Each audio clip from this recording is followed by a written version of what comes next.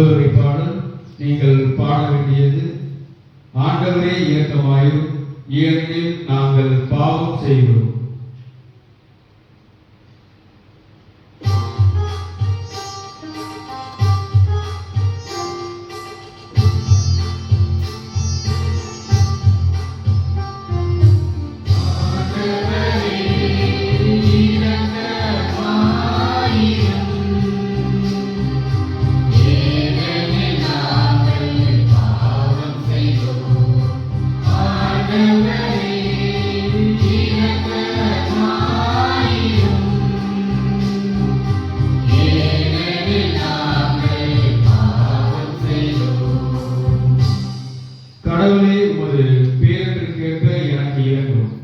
உமது அளவற்ற இரக்கத்திற்கேற்ப என் குற்றங்களை துடைத்தருளும்.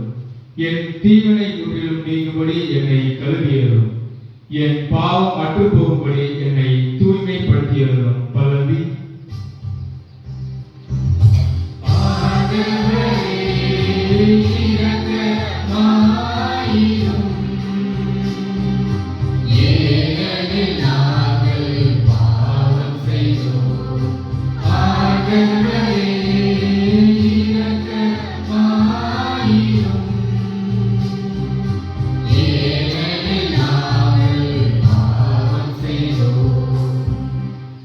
ஏனெனில் என் குற்றங்களை நான் உணர்கின்றேன். என் பாவம் எப்போதும் என் மனக்கண் முன் நிற்கின்றது. உமக்கு எதிராக நான் பாவம் செய்தேன், உம் பார்வையிலிருந்து தீயது செய்தேன். பல்லவி.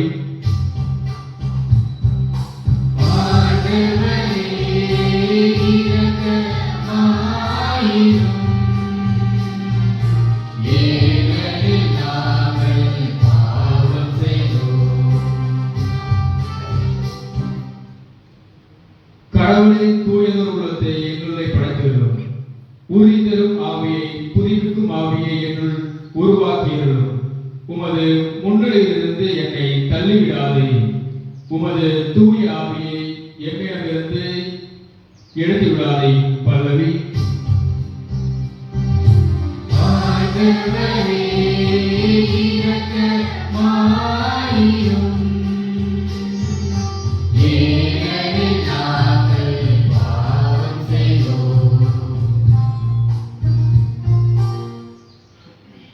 உம் மீட்பின் மகிழ்ச்சியை மீண்டும் எனக்கு அளித்தருளும். தன்னார்வ மனம் தந்து என்னை தாங்கியருளும். என் தலைவரே, என் இதழ்களை திறந்தருளும். அப்பொழுது என் வாய் உமக்கு புகழ் சாற்றும். பல்லவி.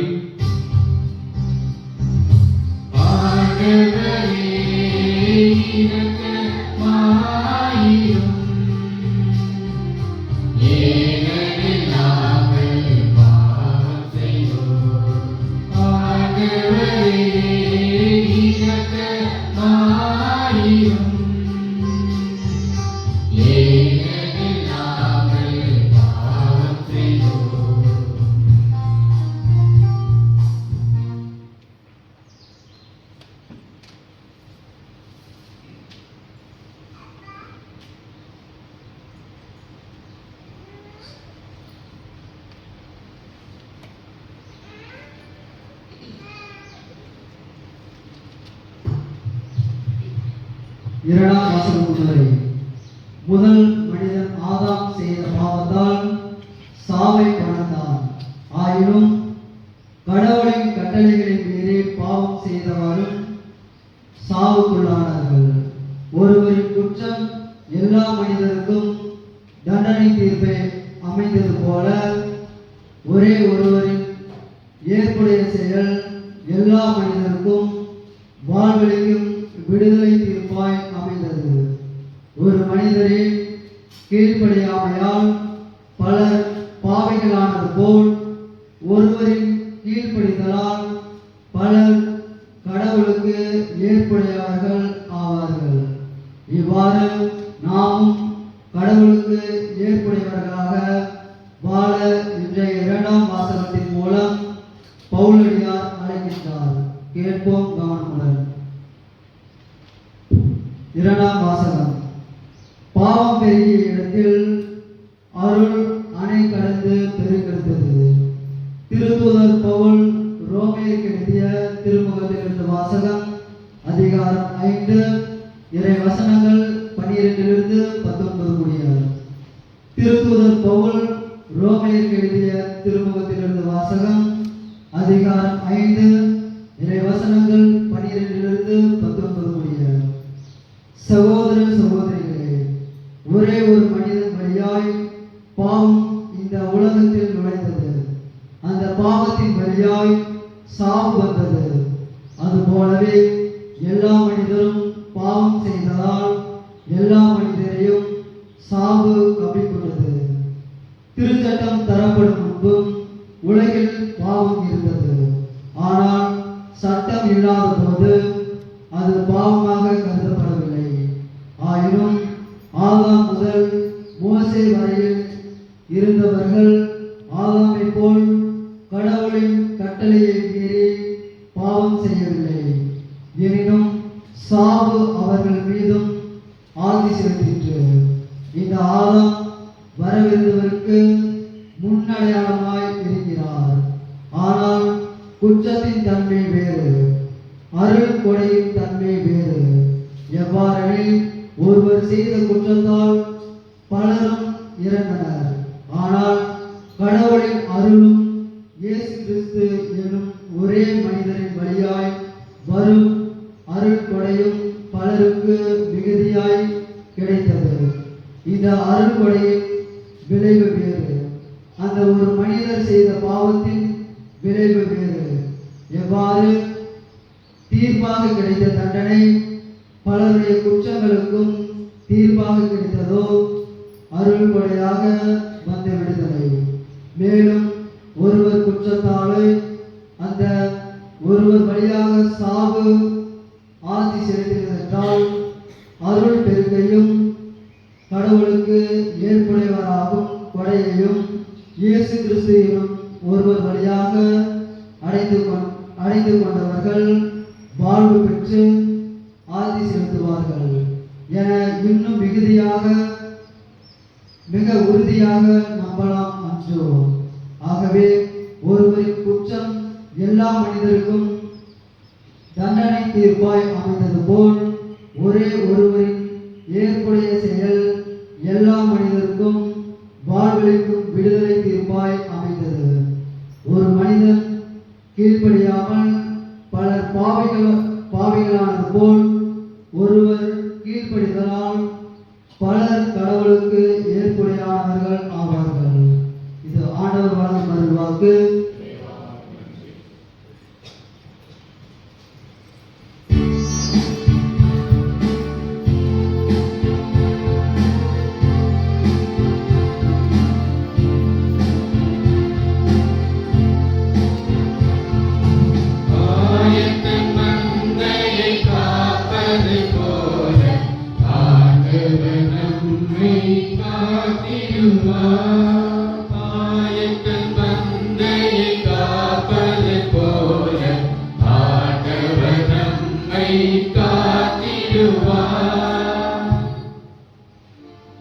மனித அப்பத்தினால் மட்டுமல்ல, மாறாக கடவுளின் வாய்ச்சொல் ஒவ்வொன்றாலும் வாழ்வு.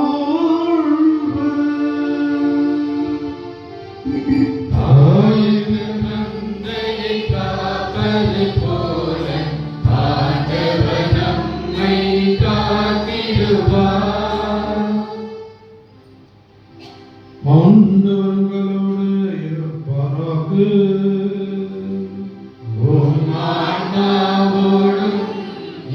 இருப்பாராக. தூய மத்தேயு எழுதிய பரிசுத்த நற்செய்தியிலிருந்து வாசகம். 40 நாள் இரவும் பகலும் நோன்பு இருந்தார். அதன் பின் பசியுற்றார்.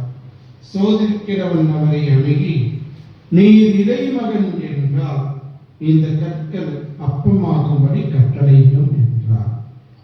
அவர் மறுமொழியாக, மனித அப்பத்தினால் மட்டுமல்ல, மாறாக கடவுளின் வாய்ச்சொல் ஒவ்வொன்றாலும் வாழ்வு என மறைநூலில் எழுதியுள்ளதே என்றார். பின்னர் அழுகை அவரை எருசலேம் திருநகரத்திற்கு கூட்டிச் சென்றது. கோவிலின் உயர்ந்த பகுதியில் அவரை நிறுத்தி, நீர் இறைமகன் என்றால் கீழே குதியும். கடவுள் தம் தூதருக்கு உம்மை குறித்து கட்டளையிடுவார். உமது கால் கல்லில் மோதாதபடி அவர்கள் தங்கள் கைகளில் உம்மை தாங்கிக் கொள்வார்கள் என்று மறைநூலில் எழுதியுள்ளது என்று அலகை அவரிடம் சொன்னது. இயேசு அதனிடம், உன் கடவுளாகிய ஆண்டவரை சோதிக்க வேண்டாம் எனவும் எழுதியுள்ளது என்றார். மறுபடியும் அலகை அவரை மிக உயர்ந்த மலைக்கு கூட்டிச் சென்று உலக அரசுகள் அனைத்தையும் அவற்றின் மேன்மையும் அவருக்கு காட்டி அவரிடம், நீ நெடுஞ்சான் கிடையாக விழுந்து என்னை வணங்கினார் இவை அனைத்தையும் உமக்கு தருவேன் என்றது. அப்பொழுது இயேசு அதனை பார்த்து, அகன்று போ சாத்தானே, உன் கடவுளாகிய ஆண்டவரை வணங்கி அவர் ஒருவருக்கே பணி செய் என்றும் மறைநூலில் எழுதியுள்ளது என்றார். பின்னர் அலகை அவரை விட்டு அகன்றது. உடனே வானதூதர் வந்து அவருக்கு பணிகளை செய்தனர்.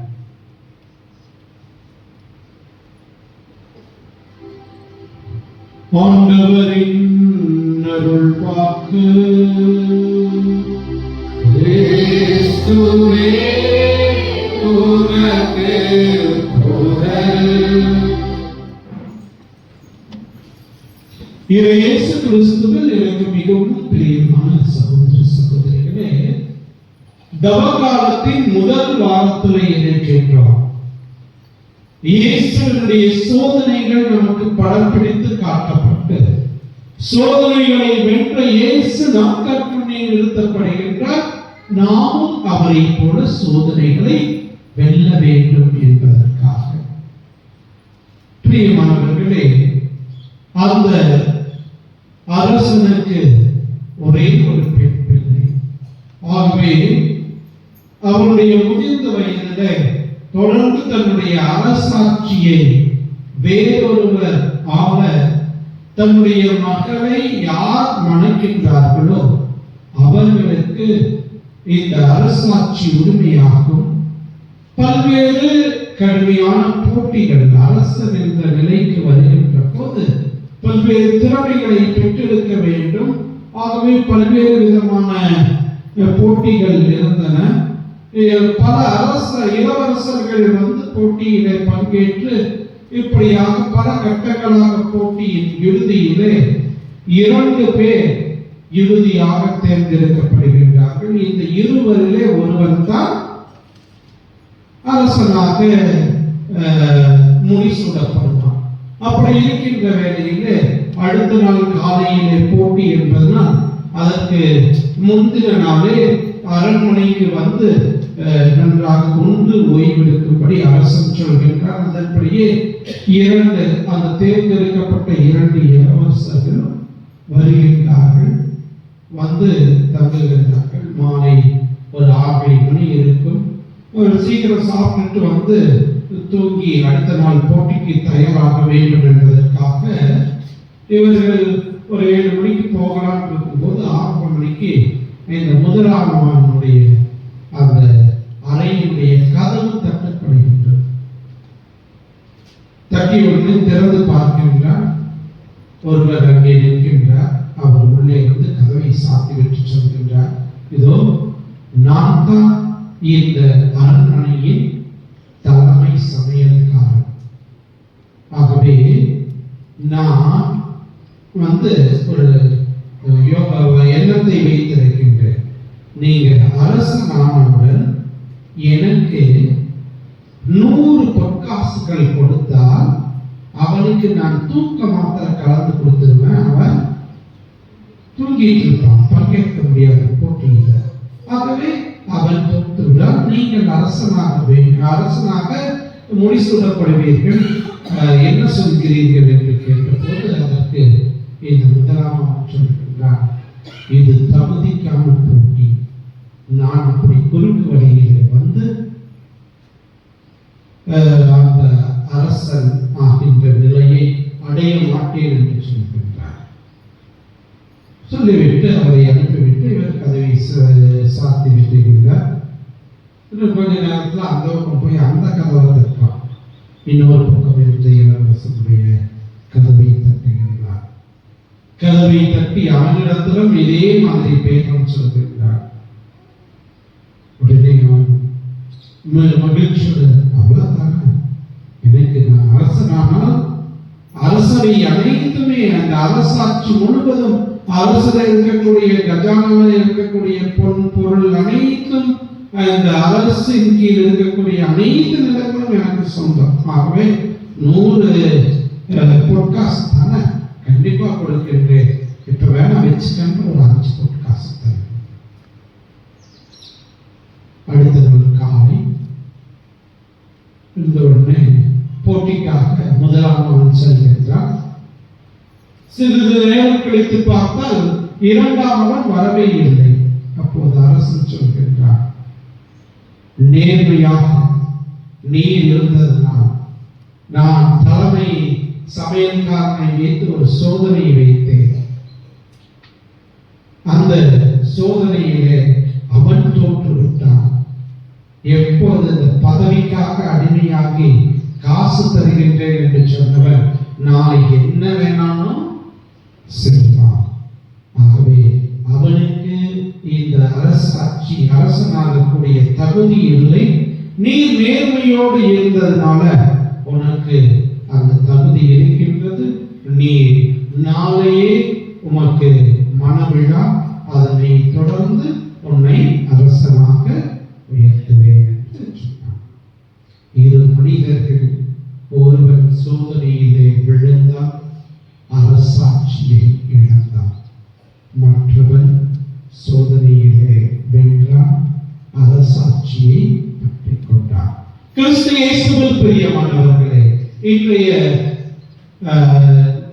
2ஆம் வாசகம் தூய பவுல் ரோமேயருக்கு எழுதிய திருமுகத்திலும் கூட அதைத்தான் சொல்கின்றது. ஒருவன் வழியாக பாவம் இவ்வுலகிலே நுழைந்தது, புதிய ஆதாமாகிய இயேசு வழியாக மீட்பு இந்த உலகத்திலே வந்தது என்று இயேசுடைய அந்த வாழ்வையும், அவர் எல்லா மனிதருக்காக தன்னுடைய வாழ்வை கையளித்ததின் காரணமாக இறந்து உயிர்த்து அரசாட்சியிலே பங்கு கொண்டு இன்றும் நம்மோடு வாழ்கின்ற கடவுளாக நம் ஆண்டவர் இயேசு இருக்கின்றார். அப்படி பிரியமானவர்களே, யோசித்து பார்ப்போம். நற்செய்தி வாசகம் 3 விதமான சோதனைகளை கொடுத்தது. அதுக்கு முன்பாக இயேசு எத்தனை நாள் உண்ணா நோன்பு இருந்தார்? 40 நாட்கள். இதை அடையாளமாக இந்த 40 என்கின்றது விவிலியத்தில் பல இடங்களிலே இருக்கின்றதை நாம் காண முடியும். நோவாவின் காலத்துல 40 நாட்கள் இரவும் பகலும் தொடர்ந்து மழை பெய்தது. ஆனால் அந்த மழை ஒரு சில மனிதர்கள், அந்த தீய மனிதர்களை அழித்தது. நோவாவையும் அவன் குடும்பத்தையும், அந்த பெட்டகத்தில் இருந்த அனைத்துமே காப்பாற்றப்பட்டது. தண்ணீர் ஒன்றுதான், ஆனால் அது ஒரு சிலருக்கு அழிவை கொடுத்தது, வேறு சிலருக்கு வாழ்வை கொடுத்தது. ஆகவே பிரியமானவர்களே, யோசித்து பார்ப்போம். இந்த 40 நாட்கள், அதே போல மோசே பார்த்தோம்னா 40 நாட்கள் அவர் சீனாய் மலையிலே 10 கட்டளை பெறுவதற்கு முன்பாக ஜெபித்து 10 கட்டளை பெற்று வந்தார் என்று இருக்கின்றது. அதுபோல இந்த இஸ்ராயேல் மக்கள் அந்த எகிப்திய அடிமைத்தனத்திலிருந்து எத்தனை ஆண்டுகள் கழித்து பாலும் தேனும் பொழியும் கானான் நாட்டுக்கு சென்றார்கள்? 40 ஆண்டுகள் அவர்கள் பயணம் செய்து அந்த பாலும் தேனும் பொழியும் கானான் நாட்டை அடைந்தார்கள். அதே போலவே இந்த 40 என்கின்ற எண் மிக முக்கியமானது. அதே போலதான் நினிவே மக்களுக்கு யோனா சொல்வார், என்னட்டு இன்னும் 40 நாட்களில் இந்த நினிவே நகரமானது அழிந்து விடும், நீங்கள் பாவத்திலே உணர்ந்து கொண்டிருக்கின்றீர்கள் என்று இறைவாக்கு வைக்கின்றார்.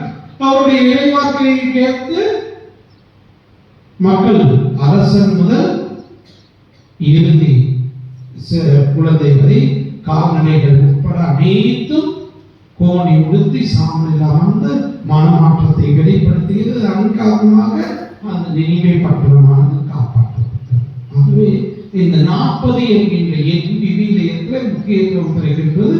இயேசுவும் 40 இரவும் 40 பகலும் உண்ணாமல் இருந்தார் என்று நாம் இங்கு வாசிக்கின்றோம். நமக்கும் தவக்கால நாட்கள் 40 நாட்கள் தவம் ஜெபம் செய்ய நமக்கு உதவியாக இருக்கின்றது. ஆகவே பிரியமானவர்களே, யோசித்து பார்ப்போம், நம்முடைய வாழ்விலே நாம் சோதனைகளை வெல்கின்றோமா? முதல் அந்த இதுல சொன்னது போல இளவரசர்கள், முதல் இளவரசன் சோதனையை வென்றான், அரசாட்சியை கைப்பற்றினான். இரண்டாம் அவன் அந்த பொன்னிற்காக, அந்த இதுக்காக, பதவிக்காக மயங்கினான், அரசாட்சியை இழந்தான். ஆகவே யோசித்து பார்ப்போம், நம்முடைய வாழ்விலே சோதனைகள் வரத்தான் செய்யும். சோதனைகள் வராமல் இருக்காது. மனிதனாக பிறந்த ஒவ்வொருவருமே பல்வேறு விதத்தில் சோதனைகளை அனுபவித்துத்தான் ஆக வேண்டும். ஆகவே தான் மிக அழகாக பழைய பாடல்கள் சினிமா பாடல் ஒன்று இருக்குது. சோதனையுமே போதுமடா சாமி, வேதனை தான் வாழ்க்கை என்றால் தாங்காத பூமி. ஆகவே கண்டிப்பாக சோதனைகள் வரும். இந்த சோதனைகள் மிக இதுல யோசிச்சு பார்த்தோம்னா இந்த 3 விதமான சோதனைகளை மத்தேயு நற்செய்தியாளரும் லூக்கா நற்செய்தியாளரும் தருகின்றார். மாற்கு நற்செய்தியில பார்த்தோம்னா அழகையால் சோதிக்கப்பட்டார் பாலைவனத்துல என்று மற்றும் 2 வசனத்தை முடிச்சிருவாங்க. தவக்காலத்தின் முதல் ஞாயிறுல ஒவ்வொரு ஆண்டுமே நாம் இந்த இயேசுனுடைய சோதனைகளை பற்றி தான் தியானிக்கின்றோம். தவ காலத்தில் இன்னும் சோதனைகளை வெல்வதற்கு இயேசு நமக்கு முன்பாக நிறுத்தப்படுகின்றார். அவரை போல நாம் என்ன பண்ணணும்? சோதனைகளை வென்று சாதனைகளை படைக்க வேண்டும் என்று அறிவுறுத்தப்படுகின்றது. ஆகவே யோசித்து பார்ப்போம். முதலாவது சோதனை உடல் சார்ந்த சோதனை. இந்த ஐம்புலன்களால் வரக்கூடிய சோதனைகளாக இருக்கின்றன. எப்படி கல்லை அப்பமாக மாற்றும் என்று சொன்னாலோ அது போல பல்வேறு விதமான ஐம்புலன்களால் நம்முடைய ஆசாபாசங்களால் வரக்கூடிய சோதனைகள் முதலாவது வகையான சோதனை. இரண்டாவது வகையான சோதனை புகழ், பெருமை. இதன் காரணமாக நீ கீழே குதியும். வானதூதர்கள் உண்மை தாங்கிக் கொள்வார்கள். அதை பார்க்கின்ற எல்லாரும் என்ன, இவர் பெரிய ஆளாற்றுக்கு அப்படியே குதிக்கிறாரு, வானதூதர்கள் அவரை தாங்கி பிடிச்சுக்கிறாங்க. அப்படிங்கிறப்ப இவர் பெரிய ஆளோ அப்படின்ட்டு அந்த புகழுக்காக நாம் பல சமயங்களில் புகழுக்கு மயங்குகின்றோம், பிறருடைய வார்த்தைக்கு மயங்குகின்றோம். அதைத்தான் முதல் வாசகத்திலே நாம் காண்கின்றோம். மிக அழகாக படைப்பை பற்றி 2 விதத்துல அந்த ஆதியாகமத்துல முதல் 3 அதிகாரத்துல நாம் காண முடியும். முதல் வகையான படைப்பை பார்த்தோம் என்றால் வார்த்தையால் இறைவன் இவ்வுலகை படைக்கின்றார். உண்டாகட்டும் என்று சொல்கின்றார், அனைத்தும் உண்டாகின்றது. இரண்டாவது வகையில அந்த ஆதாமின் எழுந்திருந்த செயல் வழியாக அந்த ஆதாமின் எலும்பை எடுத்து அதன் வழியாக ஒரு பெண்ணை உண்டாக்குகின்றார். இவர் என் எலும்பின் எலும்பாக மாமிசத்தின் மாமிசமாக இருக்கின்றார் என்று முதல் காதல் பாடல் அங்கு ஆதாம் பாடுகின்றார். ஆகவே அப்படி பார்க்கின்ற போது அங்கே நாம் பார்க்கின்றோம், அங்க அந்த புகழுக்காக அழகையை சொல்கின்றது ஏவாளை பார்த்து, நீ ஃபர்ஸ்ட் தொடக்கமே இப்படிதான், இங்க இவ்வளவு நாளுக்கு இதெல்லாம் சாப்பிடக்கூடாதுன்னு சொல்லிட்டாரா? அப்படியெல்லாம் சொல்லுங்க. நடுவில் இருக்கிற அந்த ஒரு நாத்தின் கனியை தான் உண்ண வேண்டாம்னு சொல்லியிருக்கிறார். ஓ அப்படியா? ஏன் தெரியுமா? அதை நீங்கள் உண்டால் கடவுளை போல ஆகியிருக்கிறது அப்படின்ட்டு சொன்னான்னு அந்த கடவுளை போல் ஆக வேண்டும், நான் இறைவனாக இருக்க வேண்டும் என்கின்ற அந்த புகழ் அவளை அந்த மாயிலே விழ வைத்தது. புகழுக்காக பல சமயத்துல மயங்குகின்றோம்.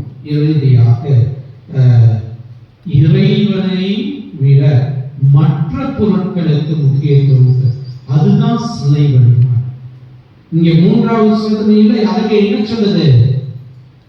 நீ என்னை தண்டனைக்கு வழங்கினால் இந்த உலக முனையத்தையும் உமக்கு தருவேன், எல்லாத்தையும் சுத்தி காட்டி இதை எல்லாமே உனக்கு தருவேன், நீ என்னை தண்டனைக்கு வழங்கினார். ஆகவே உடனே மிக அழகாக இயேசு சொல்கிறார், கடவுளாகிய ஆண்டவரை மட்டுமே வணங்கி. நம்ம என்ன பண்றோம்? இது போன்ற பல்வேறு விதத்துக்கு கடவுளுக்கு கொடுக்கக்கூடிய முக்கியத்துவத்தை மற்றவற்றுக்கு நாம் கொடுத்தோம் என்றால் அங்கே தான் நாம் சிலை வழிபாடு செய்கின்றோம். அதுதான் சிலை வழிபாடு. இயேசுவை முதன்மையாக கொள்ளாமல் இருக்கின்றோம் என்றால் அத்தகைய வாழ்வுதான் சிலை வழிபாடு. உணர்ந்து கொள்ள வேண்டும் பிரியமானவர்களே. சும்மா அந்த சுருபத்தை பண்றதெல்லாம் சிலை வழிபாடு கிடையாது. நாம் இங்கே இந்த சுருபத்தை அப்படியே நம்ம பாவத்தை இதெல்லாம் ஊத்தி அபிஷேகம் பண்றது, இது நமக்கு ஒரு அடையாளமாக இருக்கின்றது. எப்படி நம்முடைய பெற்றோர்கள் நம்மளுடைய படங்கள் எல்லாம் நாம் பார்ப்பதற்கு, நம்ம தாத்தா பாட்டி அவர்கள பார்த்திருக்கோம். அப்ப அந்த படத்துல பார்க்கிட்டப்போ ஆகவே அதுதான் எங்க அந்த இறைவனுக்கு கொடுக்கக்கூடிய இடத்தை கொடுக்காமல் மற்றவற்றுக்கு கொடுக்கின்றோமோ அதுதான் சிலை வழிபாடு. ஞாயிற்றுக்கிழமை முழு திருப்பலியிலும் பங்கேற்க வேண்டும் என்கின்ற அந்த கட்டளை இருக்கின்ற போது அதை மறந்து எனக்கு வேலை இருக்குது அப்படின்னு போனோம்னா அந்த வேலைக்கும் பணத்திற்கும் முக்கியத்துவம் கொடுத்தோம் என்றால் அதுதான் சிலை வழிபாடு. எங்கெல்லாம் எதற்கெல்லாம் இறைவனுடைய இடத்தை மற்றவர்களுக்கு கொடுக்கின்ற போது அதுதான் சிலை வழிபாடு. ஆகவே உணர்ந்து கொள்வோம் பிரியமானவர்களே, இந்த மூன்று விதத்துல தான் நமக்கு சோதனைகள் வரும். எல்லா சோதனைகளும் நம்ம யோசித்து பார்த்தோம்னா இந்த மூன்று அடங்கி.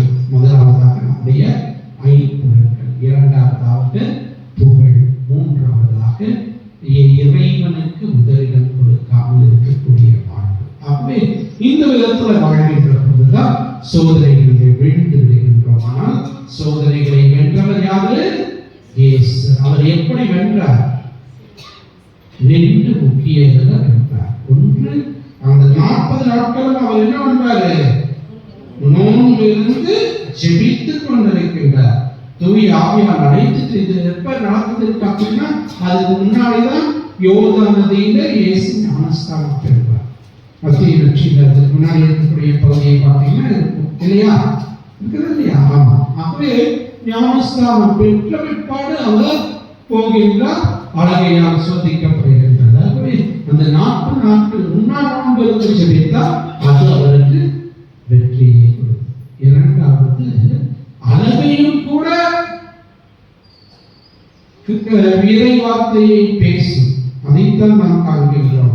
நீ இறைமகன் என்றால் கீழே குதியும் கடவுள் தம் தூதரை அனுப்பி உண்மை காத்துக் கொள்வார். திருப்பாடலின் வரிகளை இங்கே கோட் செய்கிறது. அதனால்தான் ஒரு சில சமயத்தில் அழகை போல நிறைய மனிதர்கள் விவிலியத்தை தவறாக நமக்கு சொல்வார்கள். நாம் தான் எச்சரிக்கையாக இருக்க வேண்டும். இயேசு ஒவ்வொரு சோதனையும் எப்படி வெல்கின்றார்? நோன்பு இருந்து வெல்கின்றார். அதே போலவே என்ன வார்த்தைகளை சொல்லி வெல்கின்றார்? இறை வார்த்தையை சொல்லி வருகிறார். மனிதன் அப்பத்தினால் மட்டுமல்ல, கடவுளின் வாயிலிருந்து வரும் ஒவ்வொரு சொல்லினாலும் உயிர் வாழ்வார். உன் கடவுளாகிய ஆண்டவரை சோதிக்க வேண்டாம். உன் கடவுளாகிய ஆண்டவரை மட்டுமே வணங்கி அவர் ஒருவருக்கே பணி செய். இந்த வார்த்தைகள் எல்லாம் எங்க இருக்குது? விவிலியத்தில் இருக்கின்றது. இறை வார்த்தையை கொண்டு அவர் சோதனையில வெற்றி பெற்றார். ஆகவே ஜெபம் நமக்கு ஒரு ஆயுதம், இன்னொரு ஆயுதம் எது? இறை வார்த்தை. இந்த இறை வார்த்தை நமக்கு மற்றொரு ஆயுதம். ஜெபமும் இறை வார்த்தையும் கொண்டு நாம் சோதனைகளை வெல்ல முடியும். சோதனைகள் வாழ்விலே தவிர்க்க முடியாது. மிக அழகாக நாம் யாக்கோபினுடைய புத்தகத்தில் பார்த்தோம் என்றால் அங்கே சோதனைகள் பற்றி சொல்கின்ற போது கடவுளும் சோதனை 12-18 வரை உள்ள இறை வாக்கியங்கள்ல காண முடியும். அங்க பார்த்தோம்னா கடவுள் இடத்திலிருந்து சோதனை வருகிறது என்றும் யாரும் சொல்லக்கூடாது என்று 13ஆம் வசனத்தில் இருக்கிறது. ஏன்னா நம்முடைய கடவுள் சோதிப்பவர் அல்ல. அழகையினுடைய மற்றொரு பெயர் தான் சோதிப்பவர். ஆகவே அழகை தான் சோதிப்பார். ஆனால் அதனால்தான் ஆங்கிலத்தில் சொல்வார்கள் God tests, devil tempts. God tests, devil tempts. கடவுள் பரிசோதிக்கிறார், ஆனால் அழகை சோதிக்கிறார். ஆகவே உணர்ந்து கொள்வோம், எச்சரிக்கையாக இருக்கும். இதெல்லாம் வெல்வதற்கு இரண்டு முக்கிய ஆயுதம் எது? ஜெபமும் இறை வார்த்தையும். ஆகவே உணர்ந்து கொள்வோம், அந்த இரண்டு ஆயுதங்களையும் பயன்படுத்துவோம், சோதனைகளிலிருந்து வெல்வோம். இயேசுவை போல மற்றவர்களுக்கு சார்ந்து பகர்வோம். ஆமென். எழுந்து நின்று நம்முடைய நம்பிக்கையை அறிக்கையிடுவோம்.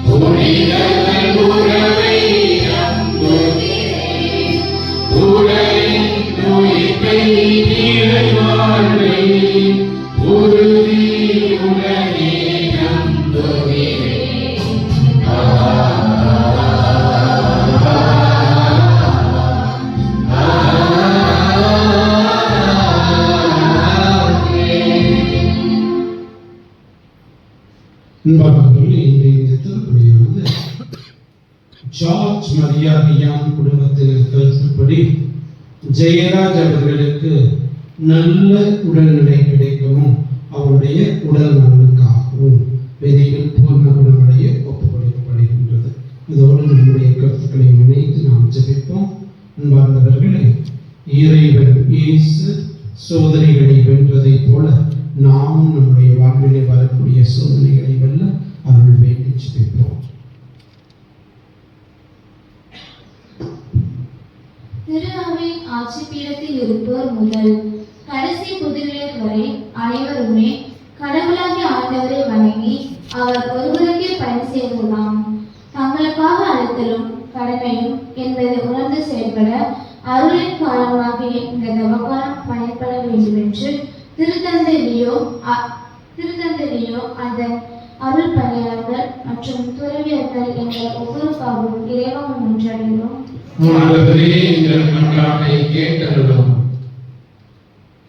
ஆசை, அகந்தை, அதிகார வேட்கை போன்ற அழகின் வலையில் சிக்கி அமைதியின் பாதையை திறந்து அலங்கோலப்பட்டு நிற்கும் அவனுக்கு மனம் திரும்புதலின் பாதையில் பயணிக்கும் வரவர வேண்டுமென்றும் உலகாளும் தலைவர்களும் எம் நாட்டின் ஆட்சியாளர்களும் தீமையின் வழிகளை புரிந்து நன்மையின் செயல்களில் ஈடுபடவும் மக்கள் அரவணைப்பையும் அறவழியில் வழிநடத்தவும் வரமுள்ள வேண்டும் என்று இறைவா உம்மை மன்றாடுகின்றோம்.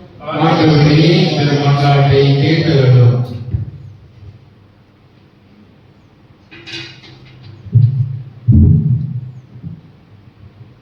உண்பதற்கு சுவையானதாகவும் கண்களுக்கு களிப்பூட்டுவதாகவும் அறிவு பெறுவதற்கு விரும்பத்தக்கதாகவும் இருப்பதாக கருதி கடவுளின் கட்டளையை மீறிய என் ஆதி பெற்றோர் போலவே இன்றைக்கும் முழங்கி மாய கவர்ச்சிகளாலும் அறிவியல் வளர்ச்சி தருகிற ஆதித்த சுகத்தாலும் வசதிகளாலும் நுகர்வு கலாச்சாரம் என்கிற நயவஞ்சக வழியில் சிக்குவதாலும் படைத்தவராம் கடவுளை நடந்து படைப்புகளில் தன்னை தொங்கவிட்ட நவீன உலகின் மக்களாகிய நாங்கள் பொருட்கள் தவம் ஜபம் புண்ணியம் போன்றவற்றின் மேன்மையை உணர வேண்டும் என்று இறைவா உம்மை மன்றாடுகிறோம். ஆண்டவரே, இந்த மன்றாட்டை கேட்டருளும்.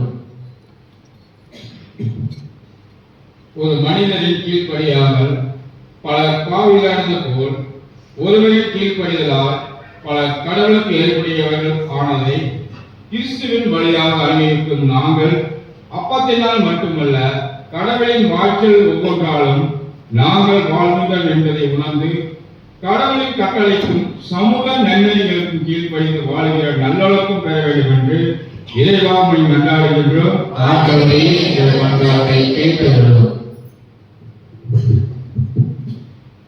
இங்கே கூடியுள்ள நாங்கள் அனைவரும் பாவம் பெருகிய இடத்தில் அருள் அணை கடந்து பெருக்கெடுத்தது என்கின்ற பவுலடியாரின் கூற்றினால் திடம் பெற்று எங்கள் பாவங்களை உணர்ந்து நல்ல பாவ சங்கீர்த்தனம் செய்து இறையருளில் நிரம்ப பெறுகின்ற காலமாக இந்த தவகாலத்தை மாற்றிட வேண்டும் என்று இறைவா உம்மை மன்றாடுகின்றோம். ஆண்டவரே, இந்த மன்றாட்டை கேட்டருளும். நம்முடைய தனிப்பட்ட தேவைகளுக்காக நாம் ஜெபிப்போம்.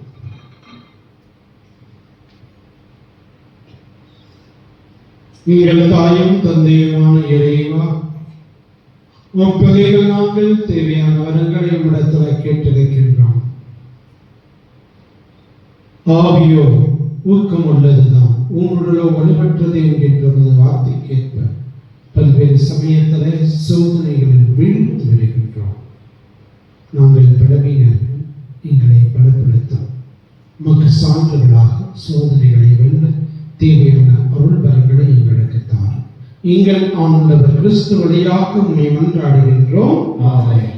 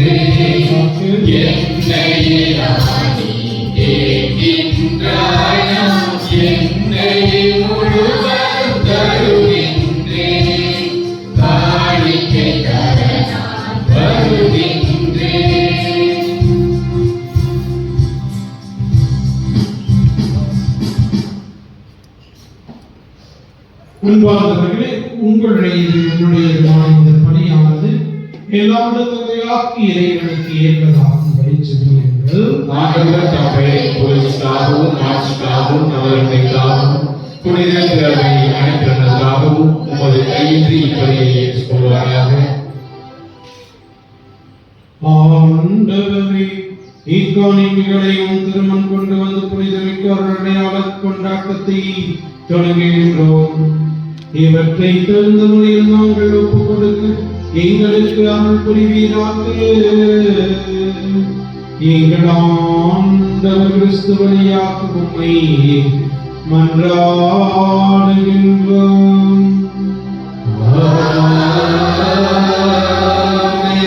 ஆண்டவர் உங்களோடு இருப்பாராக.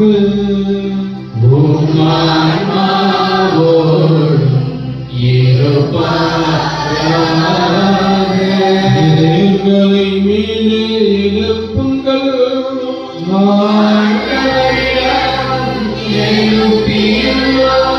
நம் இறைவனாகிய ஆண்டவருக்கு நன்றி கூறுவோம். ஆண்டவரே,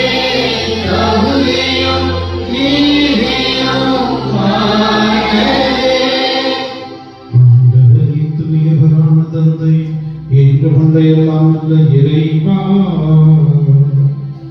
எந்நாளும் எவ்விடத்திலும் நாங்கள் உமக்கு நன்றி செலுத்துவது மெய்யாகவே தகுதியும் நீதியும் ஆகும். எங்கள் கடமையும் மீட்புக்குரிய செயலும் ஆகும். கிறிஸ்து 40 நாட்கள் இவ்வுலக உணவை தவிர்த்து உண்ணார் அன்புக்கு ஒரு கொடுத்து அதை புனிதப்படுத்தினார்.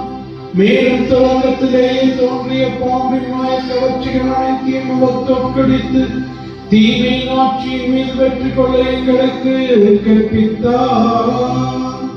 அதனால் பாஸ்கா நிகழ்வை தகுதியான மனதோடு கொண்டாடி இறுதியாக முடிவில்லா பாஸ்காவுக்கு நாங்கள் கடந்து செல்வோமாக. ஆகவே வானதூதர்களோடும் புனிதரின் பெருந்தரோடும் நாங்களும் சேர்ந்து உமக்கு புகழ்ச்சி பண்ணி செய்து முடிவின்றி பாடுவதாவது.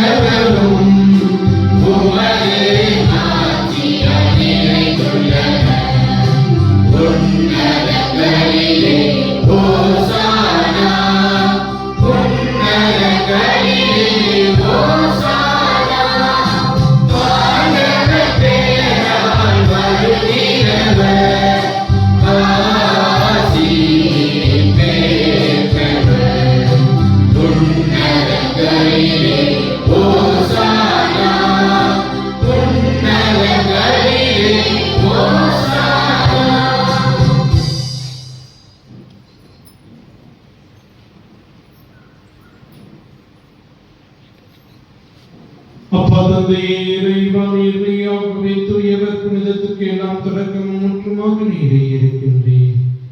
ஆகவே உம்முடைய தூயாமையை பொழுது காணிக்கைகளை புனிதப்படுத்த வேண்டும் என உம்மை தாங்குகிறேன்.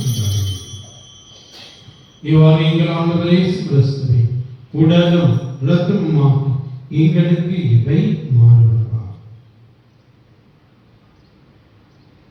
அவர் பாடுபட விளக்கணிந்து நம்மை கையளித்த போது அப்பத்தை எடுத்து நன்றி செலுத்தி அதை பெற்று தம் சீடருக்கு அழைத்து கூறியதாகும்.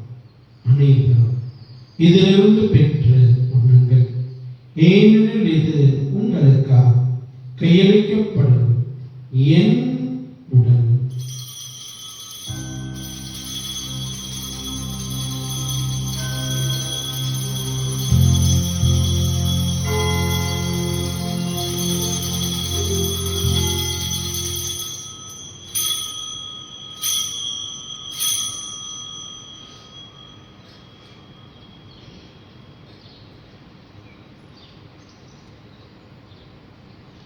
அவனமே இரவு விருந்து அருந்திய பின் கிண்ணத்தை எடுத்து மீண்டும் நன்றி கூறி தம் சீடருக்கு அளித்து அவர் கூறியதாவது: அனைவரும் இதிலிருந்து பெற்று பருகுங்கள், ஏனெனில் இது புதிய நிலையான உடன்படிக்கைக்குரிய என் இரத்தத்தின் கிண்ணம். இது பாவ மன்னிப்புக்கென்று உங்களுக்காகவும் பல சிந்தப்படும். இதை நினைவாக செய்யுங்கள்.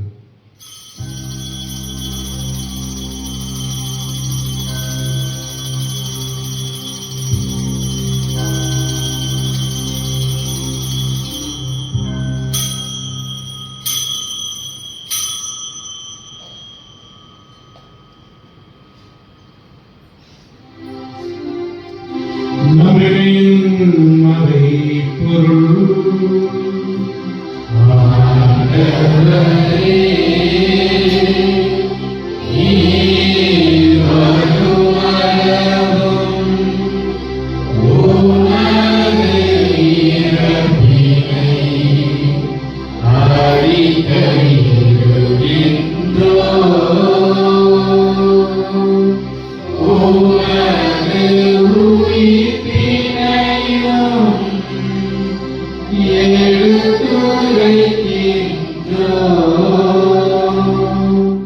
ஆகவே ஆண்டவரே, நாங்கள் கிறிஸ்துவின் இறப்பினையும் மீட்பினையும் நினைவு கூர்ந்து வாழ்வு தரும் அப்பத்தையும் மீட்பளிக்கும் கிண்ணத்தையும் உமக்கு ஒப்புக் கொடுக்கின்றோம்.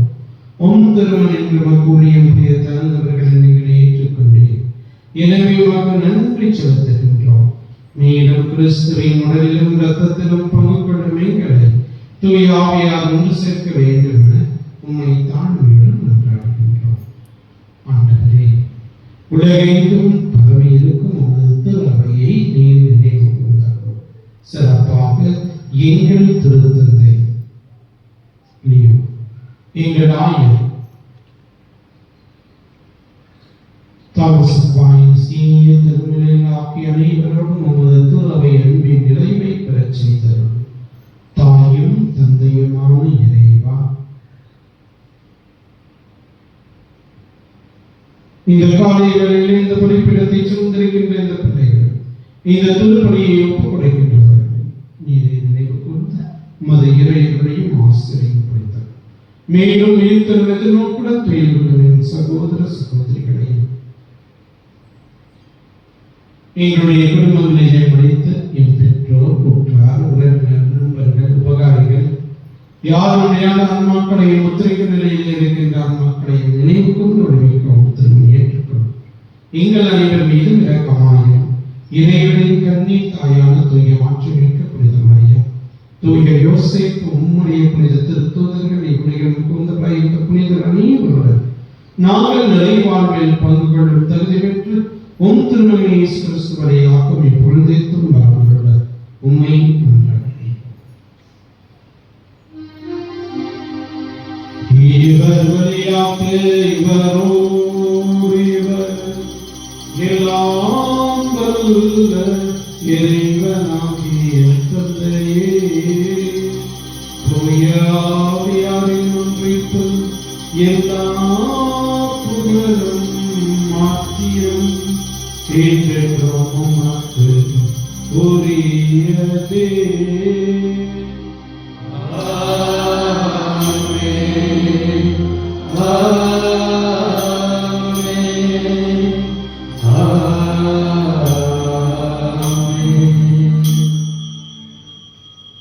இறையுடைய அரசை உலகில் வளர இறை தந்தையை நோக்கி நாம் ஜெபிப்போம். எங்கள் தந்தையே, உமது பெயர் தூயது போற்றப்பெறுக, உமது ஆட்சி வருக, உமது திருவுளம் விண்ணுலகில் நிறைவேறுவது போல மண்ணுலகிலும் நிறைவேறுக. எங்கள் அன்றாட உணவை இன்று எங்களுக்கு தாரும். எங்களுக்கு எதிராக குற்றம் செய்தோரை நாங்கள் மன்னிப்பது போல எங்கள் குற்றங்களை மன்னியும். எங்களை சோதனைக்கு உட்படுத்தாதே, தீமையிலிருந்து விடுவித்தருளும். ஆண்டவரே, தீமை ஆபத்து துன்பமாக்கி அனைத்திலிருந்து எங்களை விடுவித்து எங்கள் வாழ்நாளில் அமைதியை கனிவுடன் அருள உம்மை மன்றாடுகின்றோம். உமது இரக்கத்தின் உதவியால் நாங்கள் பாவத்திலிருந்து எப்போதும் விடுதலை பெற்று யாதொரு கலக்கமுமின்றி நலமாயிருப்போமா. நாங்கள் எதிர்நோக்கி இருக்கும் பேரின்பத்திற்காகவும் மீட்பராகிய இயேசு கிறிஸ்துவின் இரண்டாம் வருகைக்காகவும் காத்திருக்கின்றோம். ஆண்டவரே, இயேசு கிறிஸ்துவே, அமைதியை உங்களுக்கு விட்டுச் செல்கின்றேன், என் அமைதியை உங்களுக்கு தருகின்றேன் என்றும் திருத்துவதற்கு மனிதர் எங்கள் பாவங்களையும் பலவீனங்களையும் பாராமல் திருவையின் மேல் நம்பிக்கையை கண்ணோக்கி எங்களுக்கு அமைதியும் ஒற்றுமையும் அன்பையும் மகிழ்ச்சியும் தந்தவர்கள் அன்பீரா என்றென்றும் வாழ்ந்து ஆட்சி செய்கின்றவர் நீரே.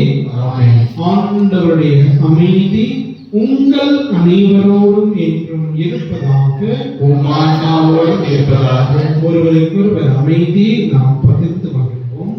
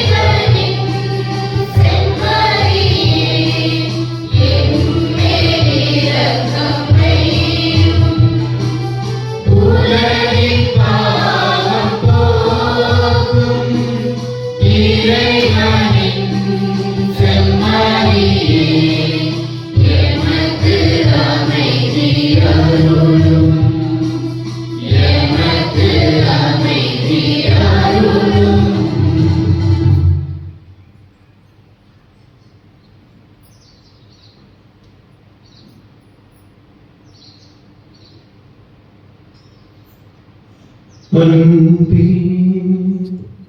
கல்வாரி அன்பே உம்மை பார்க்கையிலே என் உள்ளம் உறையுதப்பா. அன்பே கல்வாரி அன்பே உம்மை பார்க்கையிலே என் உள்ளம் உறையுதப்பா. இதோ இறைவனின் சொல்லி நம் ஆண்டவர் இயேசு. இதோ சோதனைகளை வென்று நமக்கு பாடம் தருகின்ற இயேசு இவரை. நாம் வாழ்வில் வரும் சோதனைகளை வென்று தேவையான வரங்களை தர நம் உள்ளத்தை நாடி இந்த தெய்வம் வருகின்றார். தேவடைய அன்பின் விருந்துக்கு அழைக்கப்பட்டுள்ள நாம் ஒவ்வொருவரும் பெயர் பெற்றோம். ஆண்டவரே, என் எழுத்துகளுக்குள்ள நான் கல்வியற்றவன். ஆனால் ஒரு வார்த்தை மட்டும் சொல்கிறேன், எனது ஆன்மா ஒன்றே.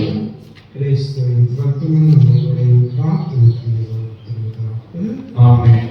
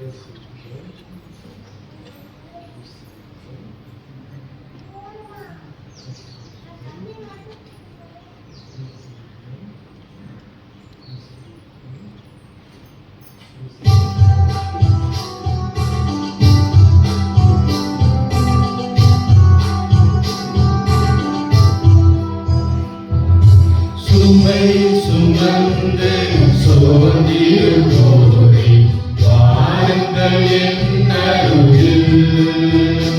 உங்கள் சுமைகளை இறக்கி இளைப்பாறுதலில் பெறுவீர் என்னிடத்தில்.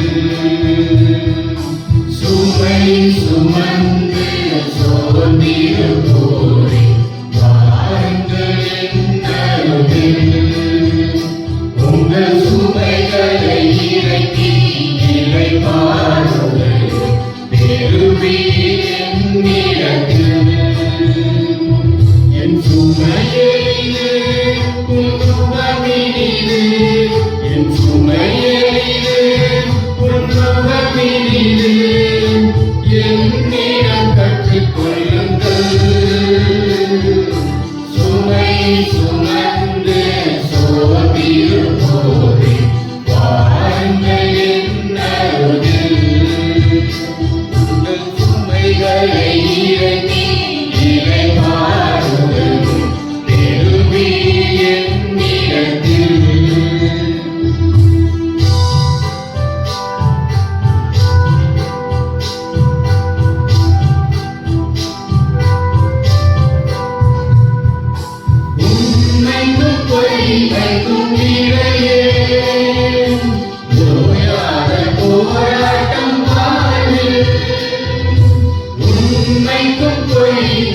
நிறையே ஓயாத போராட்டம் வாழ்வில் இது உண்மையை வெல்லும் என்ற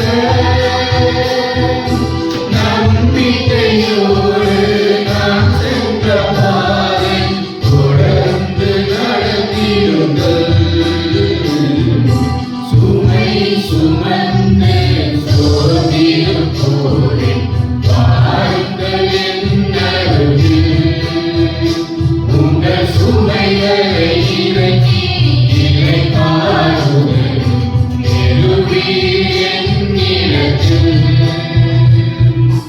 அன்புக்கும் பகைவர்க்கும் இடையே ஓயாத போராட்டம் வாழ்வில் அன்புக்கும் பகைவர்க்கும் இடையே ஓயாத போராட்டம் வாழ்வில் இது அன்பே வெல்லும் என்ற நம்பிக்கையோடு நான் சென்ற பாதை தொடர்ந்து நடந்திடுங்கள். சுமை சுமந்து சோர்ந்திருப்போரே வாருங்கள் என் அருகில். உங்கள் சுமைகளை இறக்கி இளைப்பாறுங்கள். பெறுவீர் என்னிடத்தில். என் சுமையெளிது உன் முகமினிது. என் சுமையெளிது உன் முகமினிது. என்னிடம் கற்றுக்கொள்ளுங்கள். சுமை சுமந்து சோர்ந்திருப்போரே வாருங்கள் என் அருகில். உங்கள் சுமைகளை இறக்கி இளைப்பாறுங்கள். பெறுவீர் என்னிடத்தில்.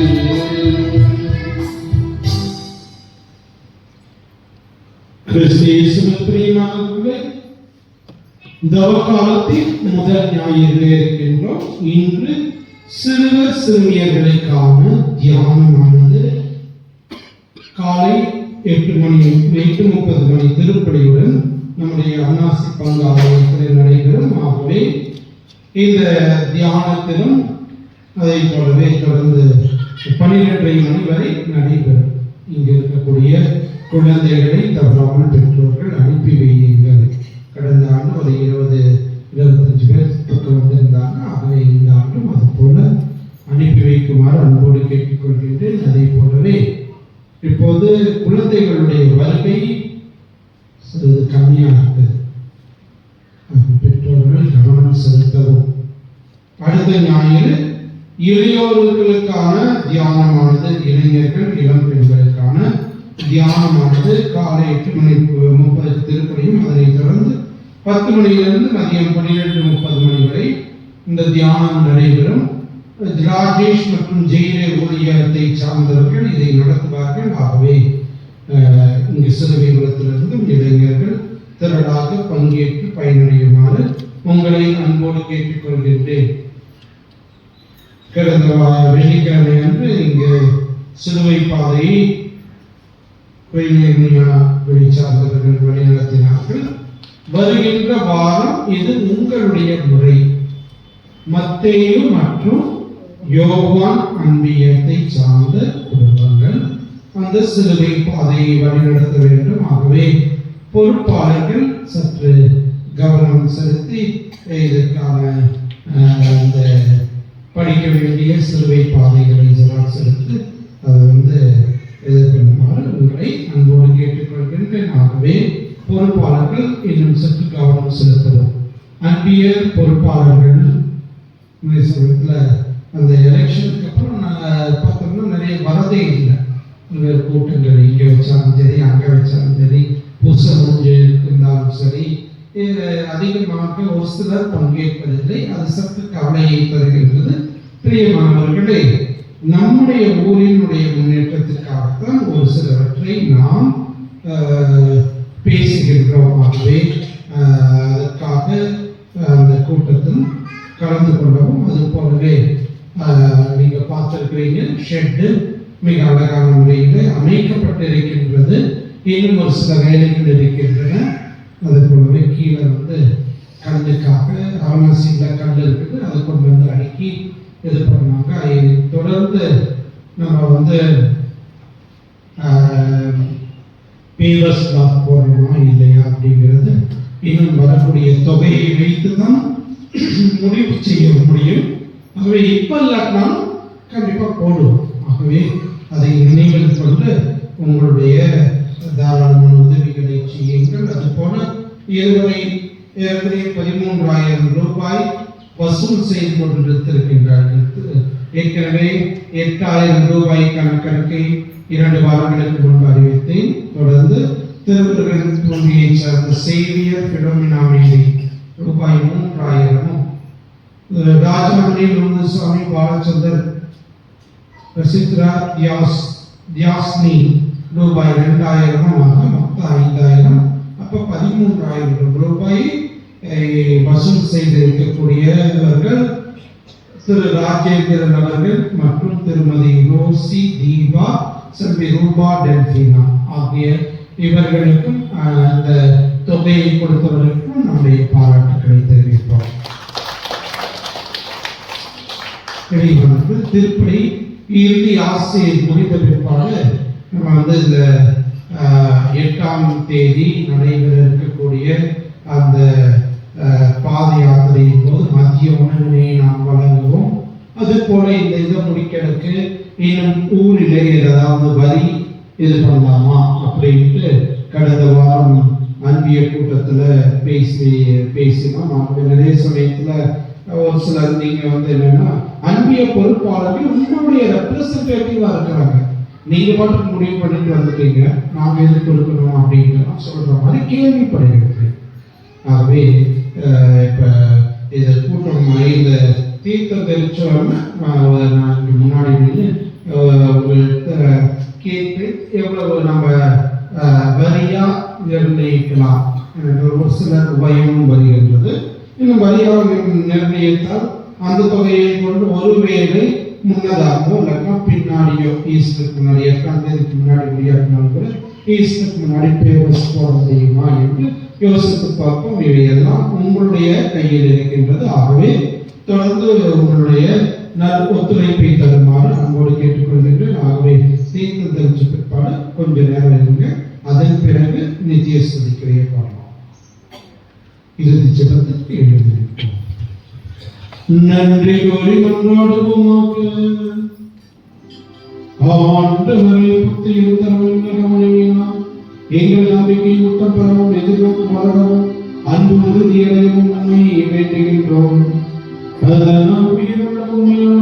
கிறிஸ்துவை நாங்கள் ஆர்வத்துடன் கற்றுக்கொள்வதோடு உமது வாயில் நின்று புறப்படும் எல்லா வார்த்தைகளாலும் வாழ்ந்திட ஆற்றல் பெறுவோமாக. எங்கள் ஆண்டவர் கிறிஸ்து வழியாக உம்மை மன்றாடுகின்றோம்.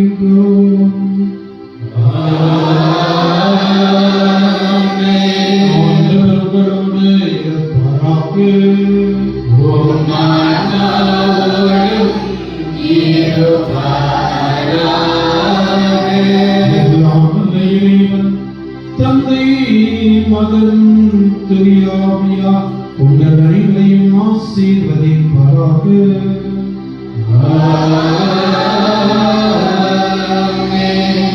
அன்பிலும் மகிழ்ச்சியிலும் வாழ சிறு வாழங்கள் வாழ்க்கைப்படி தொடரட்டும்.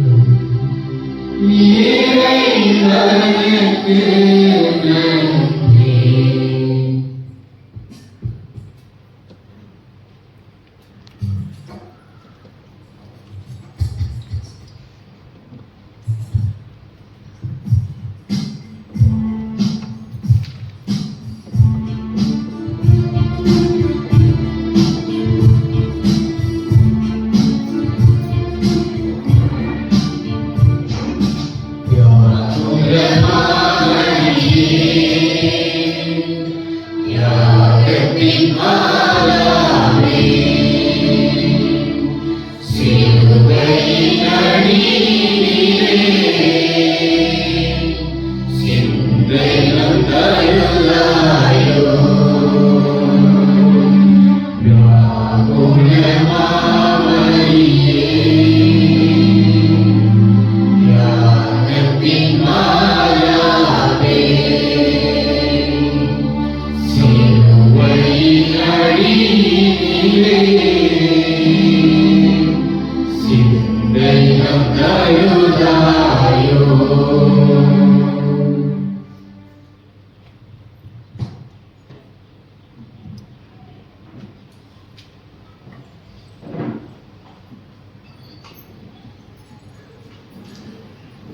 அமருங்கள்.